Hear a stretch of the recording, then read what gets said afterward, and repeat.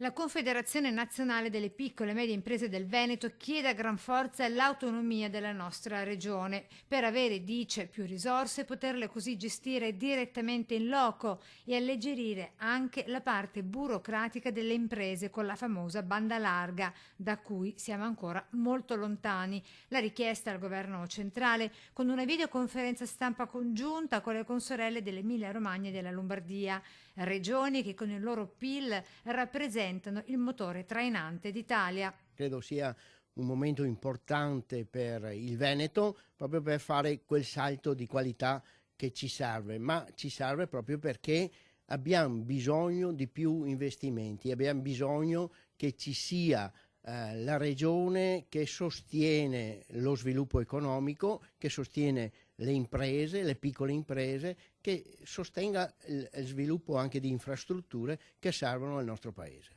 E resta sempre il Veneto la forza economica maggiore di tutto lo stivale. Noi facciamo il 40% del PIL in Italia e abbiamo il 54% dell'esportazione nazionale, per cui siamo tre regioni che tirano la carretta dell'Italia. Allora, su questo credo sia importante che il nostro governo abbia un occhio di attenzione. Nella manifattura siamo forti e la piccola impresa credo che ha sviluppato anche nel periodo di crisi quelle sinergie per poter essere sempre all'altezza del prodotto nuovo e del prodotto all'avanguardia. La qualità dei nostri prodotti sono importanti, ma oltre a questo credo che nel Veneto dobbiamo sviluppare quello che abbiamo e che sviluppiamo poco, che è il turismo. Il turismo nel territorio è una cosa importante.